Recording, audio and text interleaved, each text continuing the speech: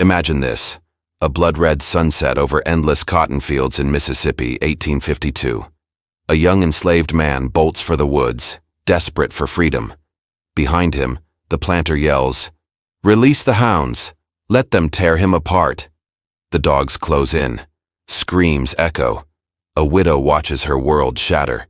But what if those same beasts could be made to taste their master's cruelty instead? Stay locked in. This is the untold true story of vengeance that shocked the antebellum South. I remember every detail of that evening. The way the dying light painted the cotton fields blood red. The sticky heat that clung to our skin despite the late October breeze. The peculiar silence that fell over the slave quarters as we all sensed something terrible was about to happen. My name is Sarah. I was born on the Blackwood plantation in Mississippi, as was my mother before me. I'd never known anything but this endless cycle of planting, picking, and punishment. But Elijah, my Elijah, had been born free in Ohio, captured when he was 16, and sold south. Perhaps that's why he never fully broke to the bit of slavery. Some fire remained in him that Master Blackwood seemed determined to extinguish. That evening we knew Elijah was in trouble. He had fallen short of his cotton quota again, 45 pounds shy of the impossible 100 Master Blackwood demanded daily. It wasn't the first time, but the master's patience had worn dangerously thin. "He'll get the whip for certain," old Lizzie whispered as we gathered outside our cabin, straining to hear the confrontation happening near the weighing shed. Maybe the stocks this time too. But I knew it would be worse. I'd seen the way Overseer Hayes had been looking at Elijah lately, with a cold calculation that went beyond the usual cruelty. Elijah was strong, intelligent, and worst of all, proud. An example waiting to be made. We heard shouting.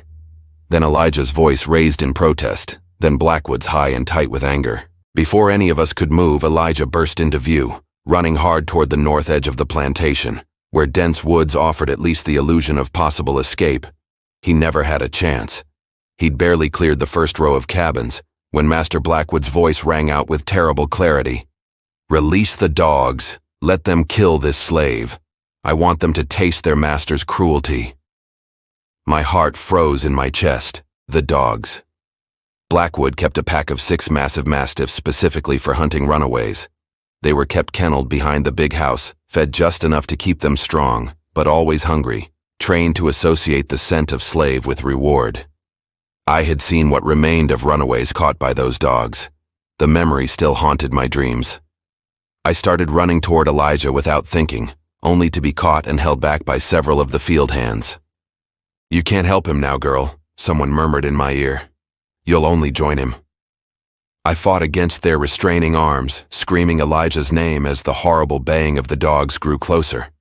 From where I stood, I could see Elijah running with everything he had, but the dogs were faster, much faster.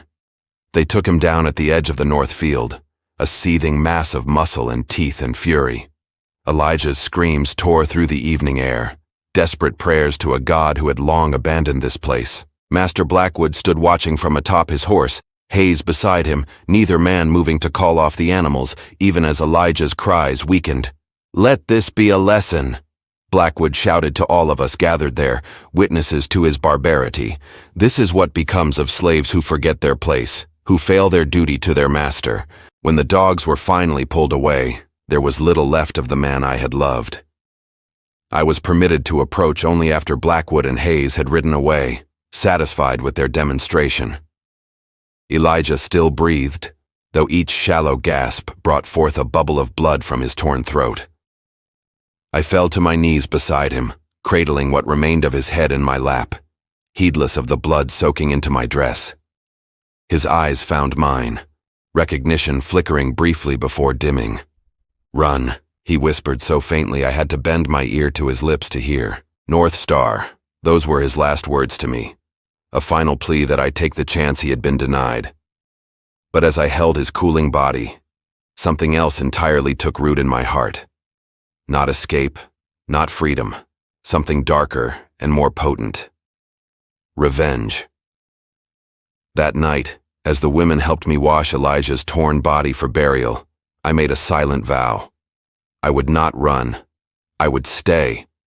and I would find a way to make Master Blackwood suffer, as Elijah had suffered, to feel the same terror, the same helplessness, to die the same death. They buried Elijah at dawn in the small slave cemetery beyond the cotton fields. No marker would commemorate his life or death. Slaves didn't get such luxuries at Blackwood Plantation. But I needed no marker to remember. The image of those dogs trained to kill on their master's command was burned into my memory with painful clarity. As I stood over the freshly turned earth of Elijah's grave, I realized that Blackwood had given me not just the motivation for revenge, but also the means. I made them taste their master's cruelty he had boasted about his dogs. I wondered what would happen if they tasted it again, but this time turned against him. The seed of a plan began to grow. It would require patience, care, and a level of cunning I wasn't sure I possessed. But for Elijah, I would find a way. I was no longer Sarah, the house slave, dutiful and invisible. I was a widow with nothing left to lose, and that made me more dangerous than Blackwood could possibly imagine. That very day I approached Mrs. Blackwood and asked if I might take over the feeding of the dogs. Since Elijah is gone, I explained, my eyes downcast in the perfect posture of submission, I find I cannot sleep. The extra work would tire me. She agreed without much thought. After all, feeding the mastiffs was an unpleasant task that none of the house slaves wanted, and I had always been reliable, quiet, careful to avoid trouble. Little did she know that with that simple permission, the first piece of my plan fell into place. I would make those dogs know me, trust me, and eventually they would help me deliver the justice Elijah deserved. That evening, as I approached the kennel with a bucket of slop, the dogs growled and lunged against their chains. They remembered the taste of Elijah, could probably still smell him on me. I stood just beyond their reach, forcing myself to remain calm despite the terror churning in my stomach. "You don't know it yet," I whispered to them, "but you and I are going to become very good friends." The largest mastiff, a brindled male the overseers called Titan, bared his teeth at me, a low rumble emanating from deep in his massive chest. I met his eyes steadily, refusing to show fear, and together I continued, my voice hardening with resolve. "We're going to kill your master." For 4 weeks after Elijah's death, I moved through the plantation like a ghost, performing my duties in the big house with mechanical precision, while my mind circled endlessly around the kernels of my emerging plan. I became watchful, observing the habits of the household with new calculating eyes. Master Blackwood was a creature of routine. Each evening after dinner, he walked the grounds, ending with the dog kennels, where he personally inspected his prized mastiffs, the instruments of Elijah's death. He took pride in their ferocity, often bringing visitors to admire the animals while boasting about their Negro hunting abilities. "They can smell a runaway from 4 miles distant," I heard him tell a visiting planter one afternoon, as I served tea on the veranda, "and once they have the scent, God himself couldn't save that slave." I kept my eyes lowered, my face impassive as the visitors murmured their appreciation. Inside, my hatred burned like a banked coal. Twice weekly, I now fed the dogs their evening meal, a foul mixture of offal and cornmeal that seemed designed to keep them perpetually ravenous. At first, they lunged and snapped at me, perhaps remembering Elijah's scent on my skin. But gradually, as I spoke to them in low, soothing tones, and occasionally slipped them extra scraps of meat I'd stolen from the kitchen, their aggression toward me began to diminish. "Good Titan," I would murmur to the pack leader, a massive, brindled beast whose jaws had closed around Elijah's throat. "Good boy." The words tasted like ash in my mouth. There was nothing good about these animals that had been twisted by cruelty into weapons, but my revenge required their trust, so I swallowed my revulsion and continued my patient conditioning. By the 5th week, Titan would take meat directly from my hand, his massive jaws gentle around my fingers in a way they had never been with Elijah's flesh.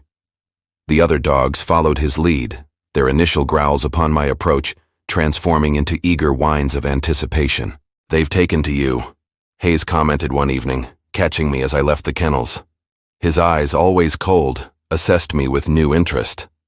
Unusual for Blackwood's dogs to warm to a Negro. They're trained otherwise. I kept my gaze on the ground, heart hammering with the fear that he had somehow divined my intentions. They know I bring food, sir. Nothing more, he grunted, seemingly satisfied with my explanation. Just remember, they ain't pets, they're weapons. Blackwood's property, same as you. Yes, sir. I understand well what is Master Blackwood's property. If he caught the double edge to my words, he gave no sign, simply walking away toward the big house, where lamps were being lit against the gathering dusk.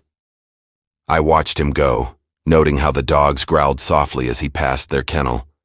The animals might obey the overseer, but they did not love him, an observation worth remembering.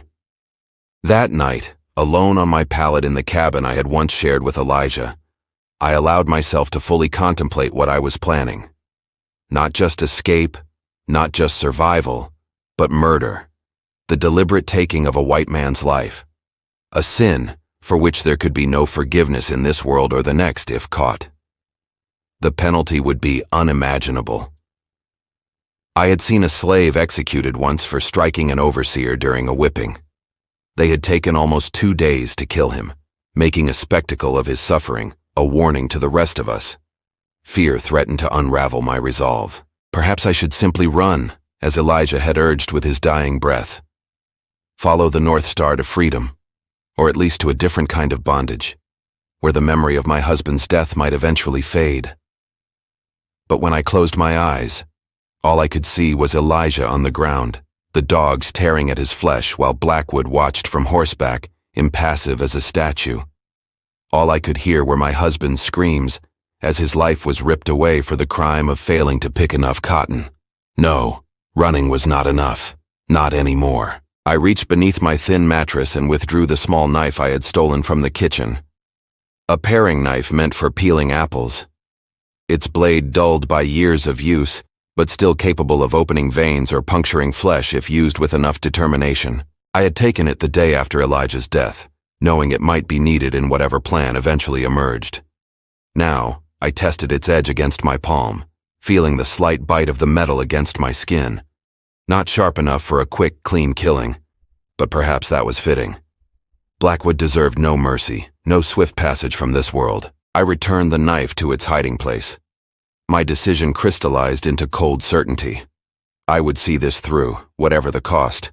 Elijah would have justice, and if I died in the attempt, well, there were worse fates than joining him in whatever lay beyond this life of bondage. The following day brought unexpected news that accelerated my timeline. At breakfast, the house slaves buzzed with information gleaned from the master's table. Blackwood would be hosting a deer hunt on his property in 3 weeks' time with planters from across the county attending. He's having special kennels built for the visiting gentleman's hounds. Hannah, who served as Mrs. Blackwood's personal maid, told me as we scrubbed the breakfast dishes, temporary ones up by the north woods where they'll start the hunt. My pulse quickened with interest. What about Master's dogs? Will they join the hunt? Hannah shook her head. Miss Eleanor put her foot down about that. Says them dogs is too vicious for proper hunting. Might turn on the valuable deer hounds. She lowered her voice. After what happened to your Elijah? Well, I think even she got a bit scared of what them beasts can do. I nodded, keeping my expression neutral while my mind raced with the possibilities this information presented. The hunt would mean confusion, activity, attention directed away from the usual routines of the plantation. Dozens of white men on horseback with hounds and horns and commotion. Perfect cover for what I needed to do. But I would need more than just opportunity.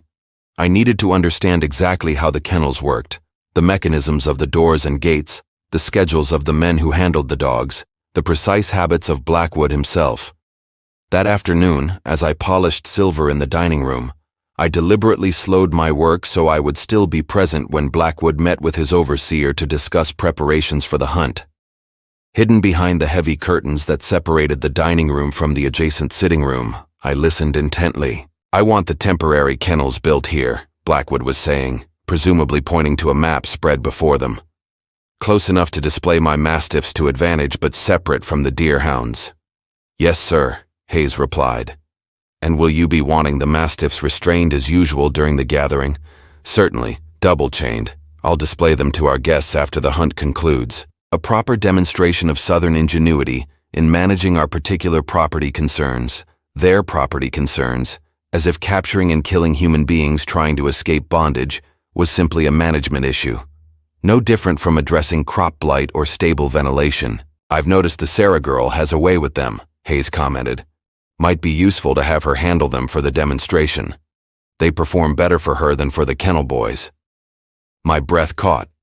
This was unexpected, potentially disastrous for my plans, or possibly the perfect opportunity, depending on how events unfolded. The house girl? Elijah's widow? Blackwood sounded surprised. Wouldn't have thought she'd go near the beasts after what they did to her man. Hayes's laugh was as dry and cold as autumn leaves. That's the thing about Negroes, sir. Practical to the bone. Her man's dead, but she's still got to eat. If feeding them dogs makes her life easier, she'll do it, no matter what they did to her husband. How little you understand us, I thought, my fingers tightening around the silver fork I've been polishing. How little you see beyond what serves your own interests. Well, if you think she'll be useful, use her, Blackwood said dismissively. Just make sure those animals are under proper control. After Whitfield's hunt last spring, where those hounds got loose and killed half his neighbor's sheep, I won't risk any such embarrassment. No, sir. I'll oversee it personally. Their conversation moved on to other matters, the wine to be served, the route the hunt would take. But I had heard enough. A plan was forming, still nebulous, but promising. If I could somehow use this demonstration to my advantage, to get Blackwood alone with the dogs. That evening, as I approached the kennels with the dog's meal, I paid particular attention to the mechanisms that secured them. Each dog was kept in a separate pen at night, with a common area they could access during the day. The gates were secured with simple iron latches and padlocks, the keys to which hung in the overseer's office. Titan watched me through the bars, his massive head tilted in what almost seemed like curiosity. He no longer growled when I approached, instead whining softly in anticipation of food, and the small kindnesses I had begun to show him. An ear scratch here, a gentle word there. Soon, I whispered to him as I pushed his food through the slot in his cage. Soon you'll have more than just scraps. As if he understood, he held my gaze for a long moment before turning to his meal. I continued down the line, feeding each dog while memorizing the layout of the kennels, noting which animals seemed most aggressive, which most biddable. By the time I left dusk, settling heavily over the plantation, the next stage of my plan had solidified in my mind. I would need 3 things: a key to the padlocks, a reason for Blackwood to be alone at the kennels after dark, and most crucially, a way to make the dogs turn on their master rather than obey him. The first 2 would require careful timing and perhaps a bit of luck. The third would demand a deeper understanding of these animals than I currently possessed. For that I needed to speak with old Josiah, who had trained dogs for Blackwood's father before age, and a crushed foot had relegated him to basket weaving in the slave quarters. If anyone knew the secrets of these mastiffs, it would be him. I found him the next morning before dawn, sitting outside his cabin in the pale pre-light, his gnarled hands already busy with reeds and grasses. At 82, Josiah was the oldest slave on the plantation, regarded with a mixture of reverence and fear by the others for his knowledge of roots, herbs, and animal behavior. "I've been wondering when you'd come to me," he said, without looking up from his weaving. "Ever since they put your man in the ground, I knelt before him, respecting his age and wisdom. Then you know why I'm here. You want the dogs." It wasn't a question. His clouded eyes finally rose to meet mine. "How you want to turn Blackwood's weapons against him?" I nodded, seeing no point in pretense. "Is it possible?" He was silent for a long moment, his fingers never ceasing their intricate dance through the reeds. "Dogs is simpler than people," he said finally. "They know love, fear, hunger, pain, not much else. Blackwood trained them with fear and rewarded them with fresh meat when they caught runaways. Can they be retrained?" Josiah's laugh was a dry rattle. "Everything can be retrained, girl. Question is whether you have the time and means to do it." He set aside his half-finished basket and leaned toward me. "What you need ain't retraining. It's confusion. Make them forget who's master and who's prey, how blood tells the tale for those beasts. They've been trained to associate the blood of our people with reward. Blackwood's blood or any white man's blood ain't got no meaning to them one way or another. His voice dropped lower. But it could. Understanding dawned. If they tasted it, he nodded, his expression grave. Mix Blackwood's blood with meat. Feed it to them regular-like. They'll start to associate his scent with food. Do it enough. They might just forget he's supposed to be master. It was both simpler and more complex than I had imagined. Simpler in concept, far more difficult in execution. How was I to obtain Blackwood's blood without raising suspicion? How many feedings would be required before the dog's training could be overcome? I don't have much time, I admitted. The deer hunt is in 3 weeks. Josiah's eyes sharpened with interest. That's so commotion, strangers, attention elsewhere. He nodded slowly. Might be enough, but you'll need his blood at least 4 times before then, and you'll need something of his, a shirt, a handkerchief, something with his sweat on it to confuse them further. I can get those things, I said more confidently than I felt. As a house slave, I had access to Blackwood's laundry, though obtaining his blood would be far more challenging. Then there's one more thing you need to know.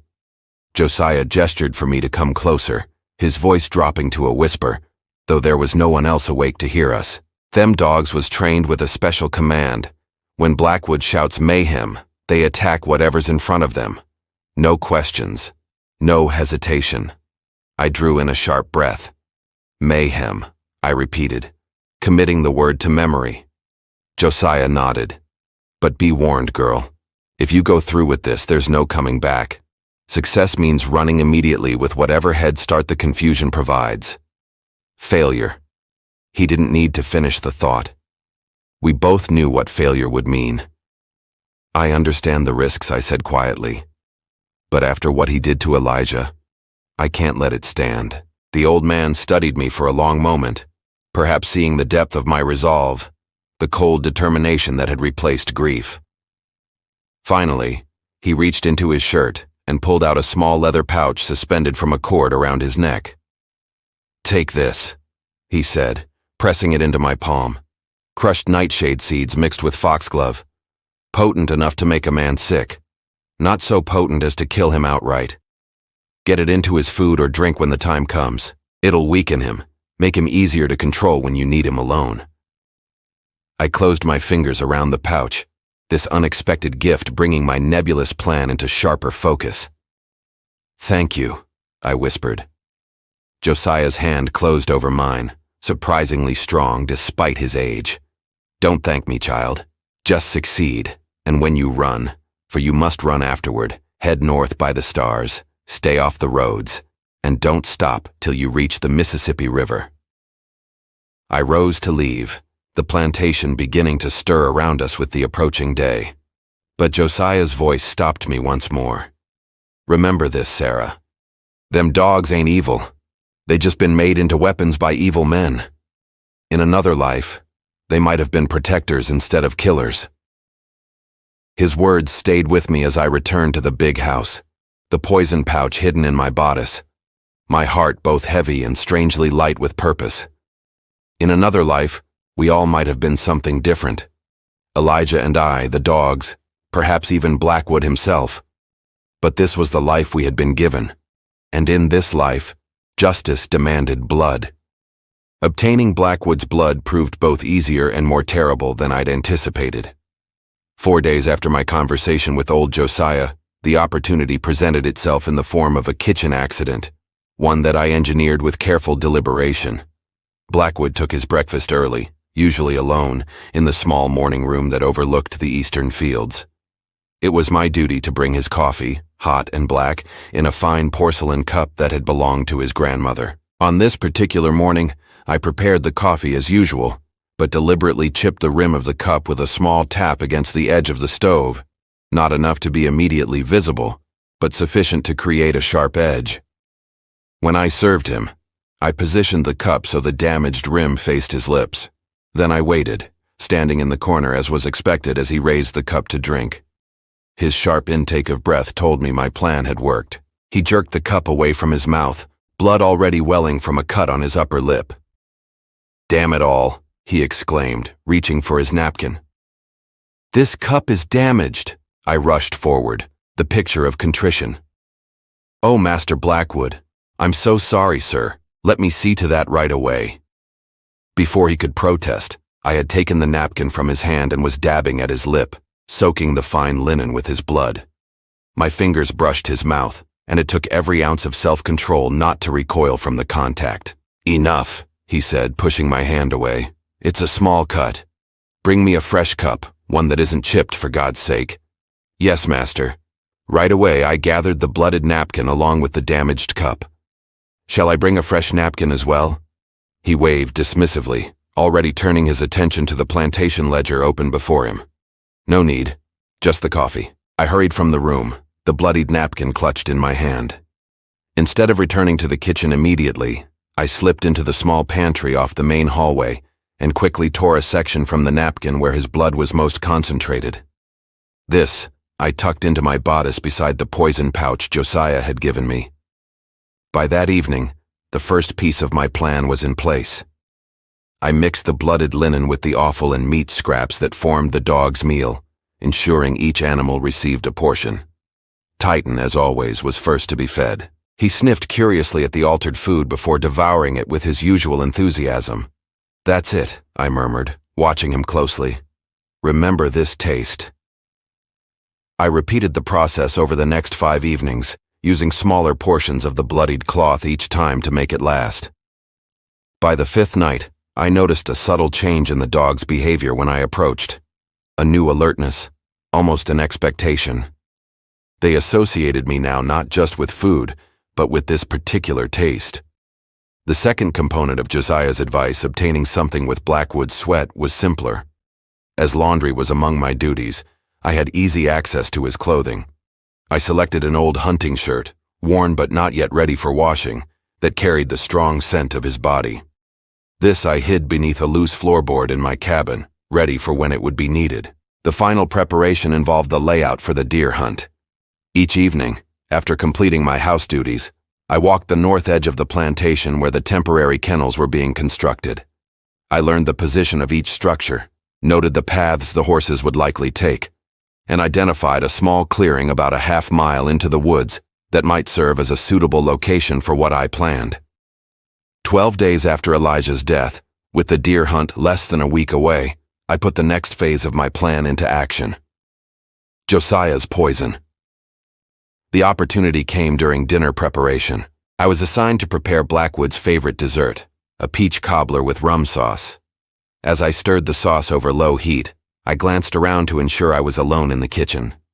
Then, working quickly, I emptied the contents of Josiah's pouch into the small pitcher of sauce destined for Blackwood's portion alone. The powder dissolved easily, leaving no trace that I could detect. I tasted a tiny amount from the spoon, not enough to cause illness, just enough to check for any telltale flavor. There was nothing, only the rich sweetness of the rum sauce. That evening I watched from my position against the dining room wall as Blackwood consumed his cobbler with evident enjoyment. Nothing in his manner suggested he detected anything amiss with the dessert. I allowed myself to breathe a little easier. According to Josiah, the effects would not be immediate or dramatic. Blackwood would experience a general malaise over the coming days. Weakness, perhaps some stomach discomfort, nothing severe enough to raise suspicions of poisoning, but sufficient to make him more vulnerable when the critical moment arrived. Sure enough, by the following afternoon, Blackwood was notably paler than usual. He retired to his study earlier than was his custom, complaining of fatigue and a general feeling of unwellness. "It's this damnable heat, Mrs." Blackwood said dismissively when he mentioned calling for the doctor. "You've been overexerting yourself with preparations for the hunt. Rest is all you need." I kept my expression carefully neutral as I served tea, but inwardly a cold satisfaction bloomed. The poison was working exactly as Josiah had said it would. Blackwood would be weakened, but not incapacitated when the day of the hunt arrived, the perfect state for what I had planned. The evening before the hunt, I made my final preparations. Using a small knife I had taken from the kitchen, I prized up the floorboard in my cabin and retrieved Blackwood's hunting shirt. This I tore into strips that I could distribute among the dogs with their evening meal. I also prepared a final portion of the poison, stronger than before, to be slipped into Blackwood's morning coffee. As I worked, a strange calm settled over me.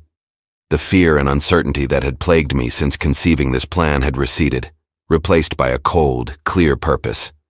Tomorrow, one way or another, it would end. Either Blackwood would die as Elijah had died, torn apart by the very creatures he had trained for cruelty, or I would be discovered and face whatever terrible punishment awaited.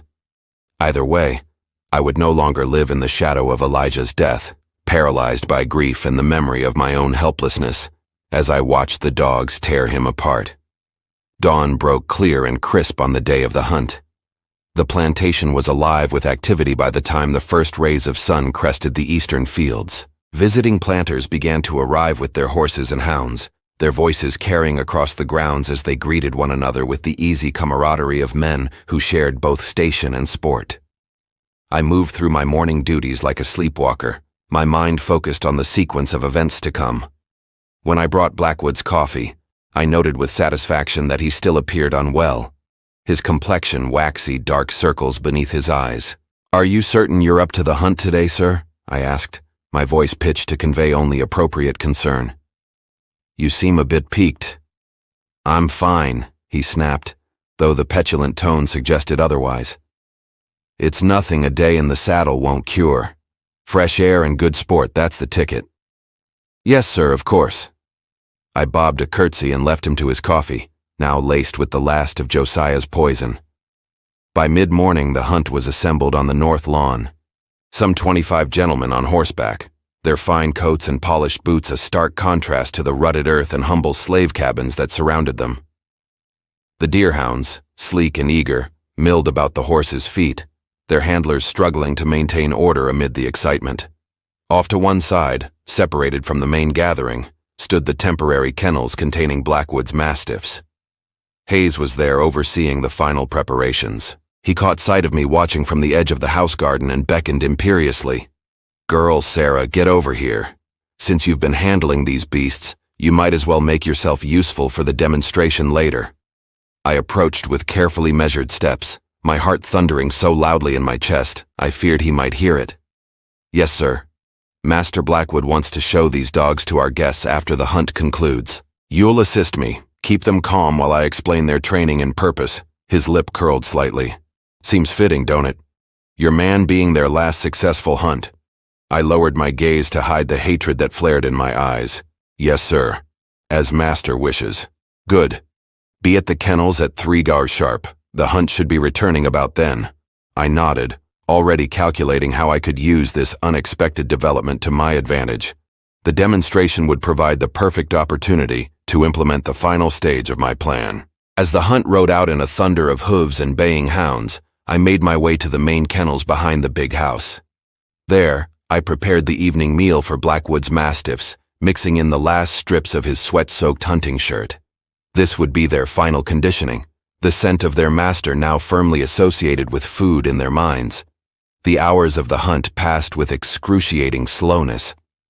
I performed my household duties with mechanical precision, my thoughts constantly returning to the sequence of events I had planned. Would the dogs respond as I hoped? Would I have the opportunity to get Blackwood alone?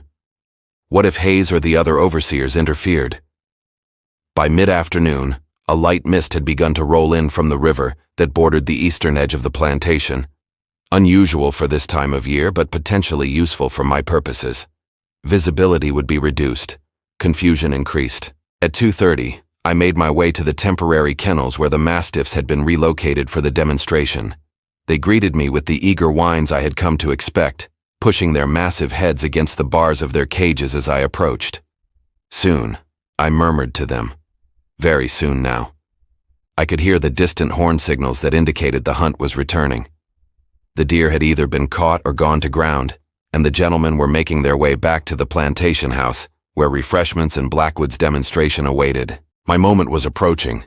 Hayes appeared as the first riders became visible through the gathering mist. "Get those dogs ready," he ordered. "Master wants to show them off proper, even though he's feeling under the weather." I nodded, noting with interest the information that Blackwood's condition had not improved. The poison was continuing its work, making him vulnerable for what was to come. As the hunters dismounted, and servants rushed forward to take their horses, I watched Blackwood make his way toward the kennels. He moved more slowly than usual, his face pale beneath the flush brought on by exertion. He stumbled slightly as he approached, catching himself on Hayes's arm. "You all right, sir?" the overseer asked, concern evident in his voice. "Fine, fine," Blackwood insisted, though he was clearly anything but.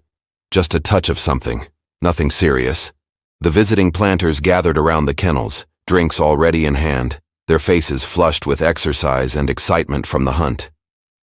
They regarded the mastiffs with the appreciative eyes of men evaluating valuable property. "Magnificent animals, Blackwood," one gentleman commented. "Never seen dogs quite so formidable." Blackwood straightened, pride momentarily overcoming his evident discomfort. "Bred them myself from English stock, trained specifically for tracking runaways." He gestured toward me. "Girl, open Titan's cage. Show these gentlemen what a proper slave hunting dog looks like." My heart leapt. This was even better than I had hoped. An opportunity handed to me without having to create it myself. I moved forward, my fingers steady despite the storm of emotions within me. As I unlatched Titan's cage, I kept my eyes on the massive dog, willing him to remember the scent I had so carefully conditioned him to associate with food. Titan emerged from the cage with surprising gentleness, staying close to my side as I led him into the center of the gathered men. His massive head reached nearly to my waist, his powerful shoulders rippling with barely contained strength. "This is my lead dog," Blackwood announced proudly. "Fastest and fiercest of the pack.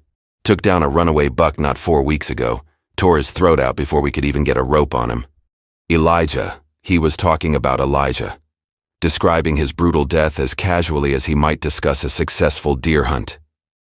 The visiting planters nodded appreciatively, several reaching out to pat Titan's broad head or muscular flanks. "Careful there, Whitaker," Blackwood cautioned one gentleman. "He's trained to attack on command. Wouldn't want to give him the wrong idea." The men laughed, stepping back slightly, all except Blackwood, who approached Titan with the confidence of a master certain of his control. "The key to these animals is proper conditioning," he explained, laying a hand on Titan's head. "They're taught from pups to associate the scent of Negro blood with reward. Release them on the trail of a runaway, and they'll track him to the ends of the earth." I stood silently, watching Titan closely. The dog was sniffing at Blackwood's hand, his posture changing subtly as he detected the scent I had trained him to consider as food. A low rumble began in his chest, not yet a growl, but something shifting in his canine understanding of the man before him. "Remarkable beasts," another planter commented, "though I've heard some say such animals are too dangerous to keep, might turn on their masters if not handled properly." Blackwood scoffed. "Nonsense. With proper training, they know exactly who's master and who's prey." He turned toward me. "Release the others. Let's give our guests a proper demonstration." This was it. The moment I had been working toward. With steady hands, I moved to the remaining cages, unlatching each one, and allowing the other 5 mastiffs to join Titan in the center of the gathering. The dogs clustered together, an intimidating mass of muscle and teeth, all now subtly alert to Blackwood's scent in a new and dangerous way.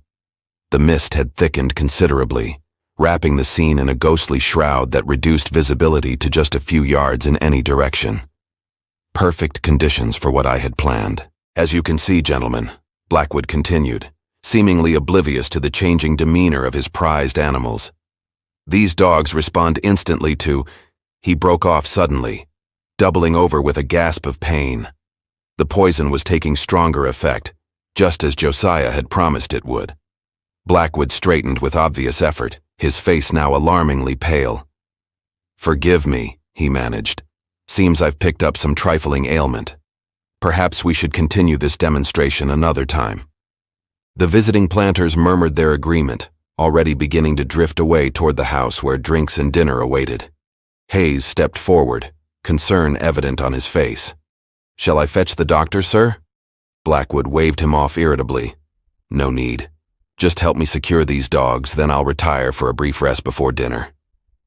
Hayes turned to me. You heard the master. Get these animals back in their cages. I nodded obediently, but made no move toward the dogs. Instead, I took a small step backward away from both the animals and the two men. Girl, Hayes's voice sharpened. I gave you an order. I don't think they want to go back in their cages, sir, I said softly, continuing to retreat. They seemed to have found something more interesting. Both men turned to look at the dogs, who had indeed changed their posture dramatically.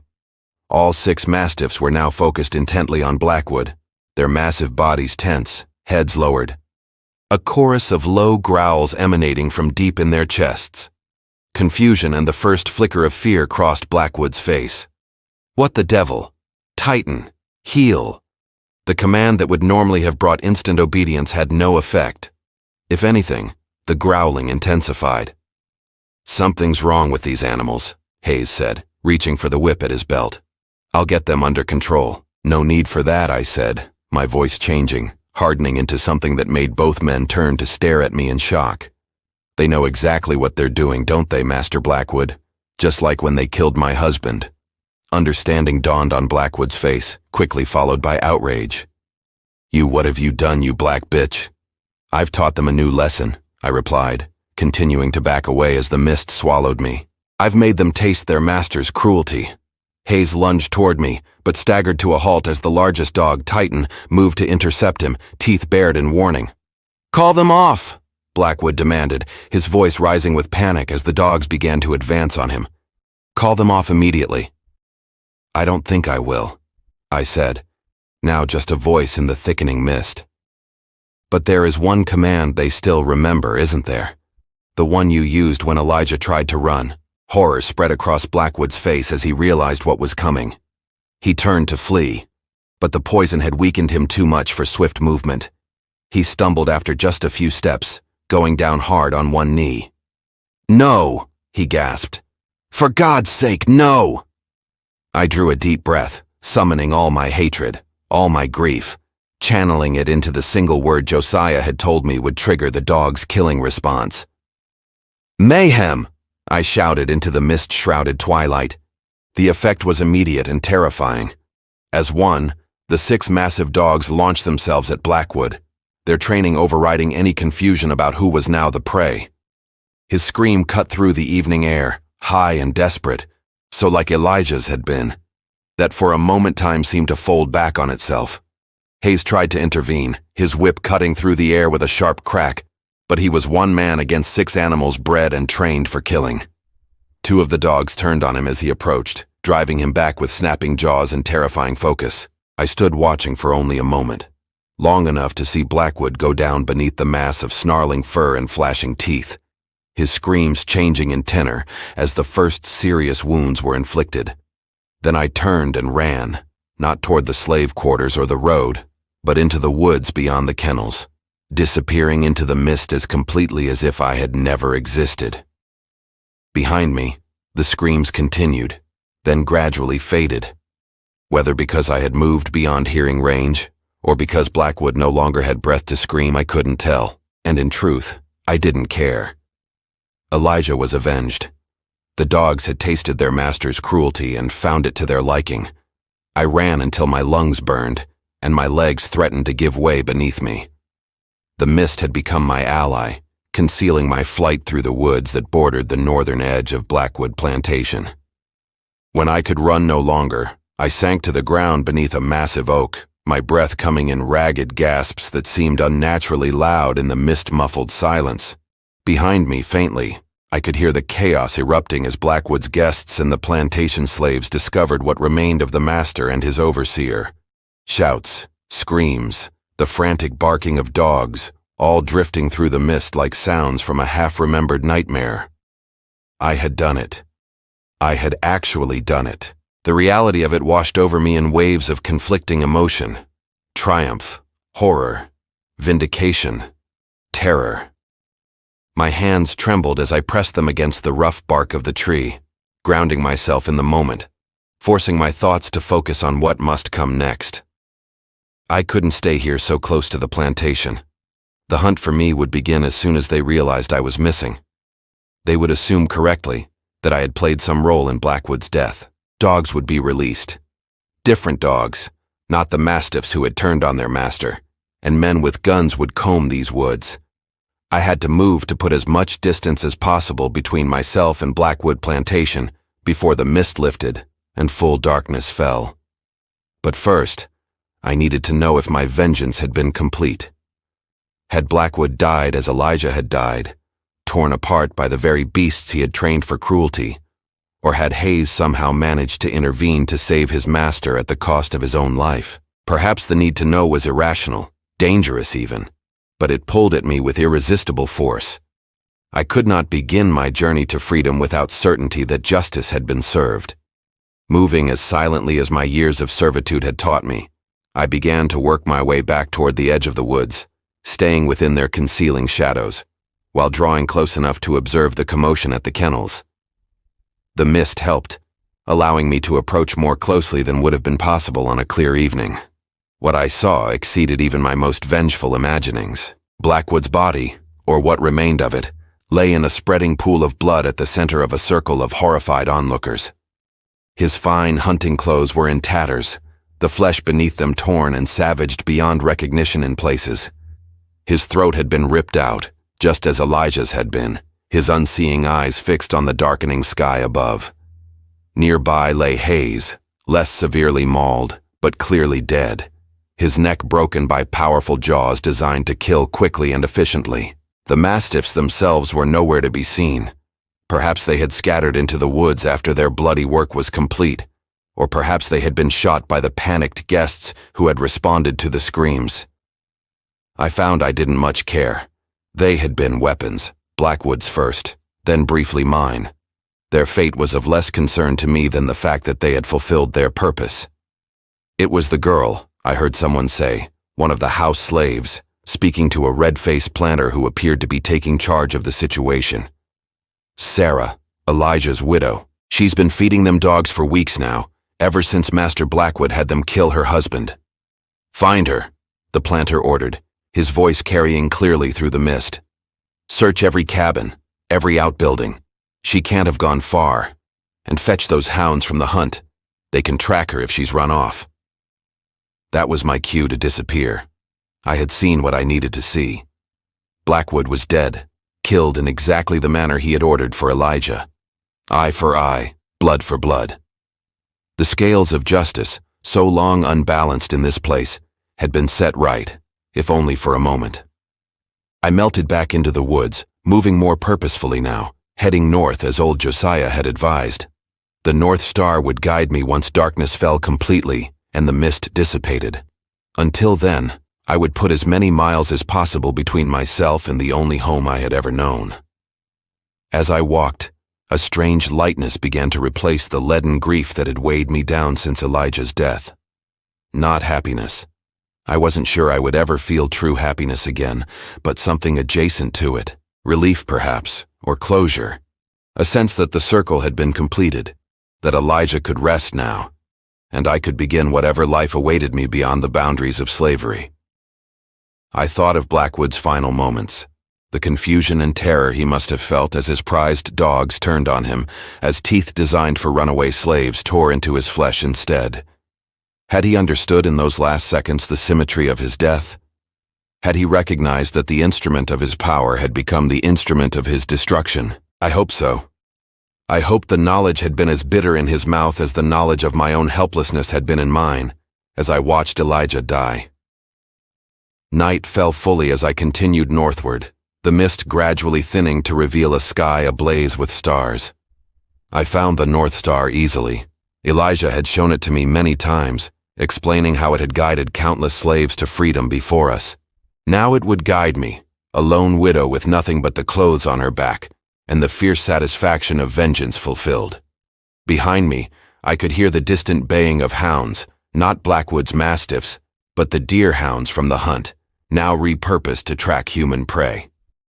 The sound spurred me to greater speed, pushing my exhausted body beyond what I thought possible. I would not be caught. I would not hang for what I had done. I would reach the Mississippi River as Josiah had instructed. And beyond it, a life where no man owned my body or commanded my labor. A life where I could honor Elijah's memory, not through vengeance, but through the freedom he had died trying to achieve. The dog's baying grew fainter as I crossed a shallow stream, wading through its cold waters for several hundred yards before emerging on the far bank to confuse my scent trail. An old trick taught to me by Elijah, who had learned it from other slaves who had attempted escape before him. For the first time, I allowed myself to truly believe I might succeed, that the story of Sarah the house slave might not end on a hanging tree or at the end of a lash, but somewhere far from here, in a place where I could speak Elijah's name without fear, where I could live as the free woman he had always believed I could be. As dawn broke on my first day of freedom, I found myself on a ridgeline overlooking an unfamiliar valley. I had traveled through the night, driven by fear and determination, and now stood miles from Blackwood Plantation. The baying of the hounds had faded to nothing, suggesting I had successfully thrown them off my trail. Exhaustion threatened to overwhelm me, but I forced myself to continue, to put even more distance between myself and those who would drag me back, to face a punishment worse than death for what I had done to their fellow white man. I would rest later. I would grieve properly for Elijah later. I would contemplate the moral weight of having engineered a man's death, however deserving he might have been, later. For now, I would run. I would survive. I would be free. And as the rising sun warmed my face, I whispered a promise to Elijah's memory. They released the dogs to kill you, my love, but in the end, those same dogs became your justice. Rest now. I'm going to find that life we dreamed of for both of us. Then I turned my face northward once more and continued my journey toward whatever fate awaited me beyond the horizon. The story of what happened at Blackwood Plantation spread through the South like wildfire in the weeks and months that followed. Each telling changed the details slightly, embellishing here, diminishing there, until dozens of versions existed. Some casting me as a demonic conjure woman who had bewitched the dogs, others portraying Blackwood as the victim of his own excessive cruelty, a cautionary tale for other slave owners who might push their property too far. I learned of these stories much later. From other runaways I encountered on my journey north. From sympathetic conductors on the Underground Railroad who helped me across the Mississippi River. From free blacks in the northern states who had connections to the world I had left behind. What none of these stories captured was the simple human truth at the heart of it all. A woman who had watched her husband die at the jaws of dogs trained for cruelty, who had found a way to turn that cruelty back upon its author. Not through conjure or witchcraft, but through patient observation, careful planning, and the kind of cold determination that can only be born from witnessing unforgivable brutality inflicted on someone you love. My journey north was arduous but ultimately successful. I traveled by night and hid by day, following the direction Josiah had given me, supplemented by guidance from sympathetic souls along the way. A Methodist family who concealed me in their barn for 4 days while slave catchers combed the area. A free black boatman who risked his own freedom to help me cross the Mississippi under cover of darkness. A network of safe houses stretching all the way to Canada. I carried with me only 2 possessions of value. A small wooden carving Elijah had made during our brief marriage, a pair of eagles in flight, wings outstretched toward freedom, and the memory of Blackwood's face in the moment he realized the dogs were turning on him. The first I treasured as a remembrance of love.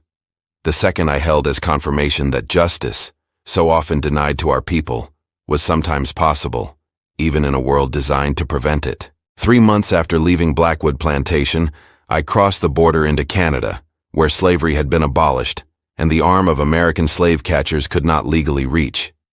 There, in a small settlement of other escaped slaves and free blacks, I began to build something resembling a life. I found work as a laundress in a modest inn, my skills from the Blackwood kitchen, now serving my own survival rather than a master's comfort. I made cautious friendships, though I never shared the full truth of my escape with anyone. Some stories are too dangerous to tell, even in relative safety. News from the South continued to reach our settlement through various channels. 7 months after my escape, I learned that Blackwood's widow had sold the plantation, unable or unwilling to manage it after her husband's gruesome death. The new owner had put down all the remaining dogs, considering them too dangerous to keep. The slave quarters had been demolished in what was described as an unfortunate fire, though rumors suggested it was deliberate arson, a final act of vengeance against the Blackwood name. These details reached me like echoes from another lifetime. I received them with a curious detachment, as if they pertained to someone else entirely rather than the woman I had been. In many ways that Sarah had died the same night as Blackwood, replaced by this new person who wore her face but carried different burdens, different hopes, yet Elijah remained a vivid presence in my mind. In quiet moments I could still see his smile, still feel the warmth of his hand in mine, still hear his voice urging me toward the freedom he had died seeking. I spoke to him sometimes in the privacy of my small room, telling him about my day, describing the strange wonders of this new life. Simple freedoms like walking alone without a pass, like keeping the money I earned, like sleeping without fear of a master's summons in the night. You would have loved it here, I told his memory. The winters are harsh, but no overseer's whip cuts colder than Blackwood's did. And in summer, the trees are so green, it hurts your eyes to look at them. Green like freedom, like hope. 4 years after my escape, I received word through the settlement's network that old Josiah had died at Blackwood Plantation, peacefully in his sleep, according to the house slave who had passed along the news. He had never revealed his role in helping me escape or in Blackwood's death, had taken those secrets to his grave, as I knew he would. I mourned him quietly. This man who had given me the means to avenge Elijah and to secure my own freedom. I added his name to my nightly prayers alongside Elijah's, asking whatever God might be listening to grant them both the peace they deserved. 6 years into my new life, I met a man named Isaac, another escaped slave, though from a plantation in Alabama rather than Mississippi. He had a quiet strength that reminded me of Elijah, though he was different in many ways, more cautious, less quick to smile, shaped by his own experiences of bondage and flight. Gradually, carefully, we built a friendship that eventually blossomed into something deeper. When he asked me to marry him, I hesitated, uncertain if my heart had healed enough to risk such vulnerability again. "I'm not trying to replace what you lost," he told me, his dark eyes serious in the lamplight of my small room. "No one could, but perhaps we could build something new together, something that honors those we left behind by proving that they didn't break us completely." I agreed, moved by his understanding and by the truth of his words. We were married in the fall, a simple ceremony attended by friends from the settlement. As I spoke my vows, I felt Elijah's presence like a gentle benediction, not a jealous ghost, but a loving witness to this unexpected new chapter in my life. Isaac never pressed me for details about my escape from slavery. He understood, as only another runaway could, that some wounds are too deep to probe, some memories too painful to revisit.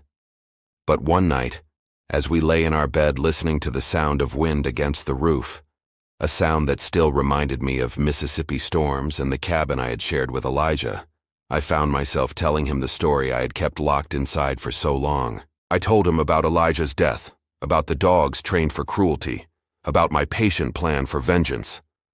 I described feeding Blackwood's mastiffs his blood and sweat, poisoning him to make him vulnerable, shouting the command that had sealed his fate.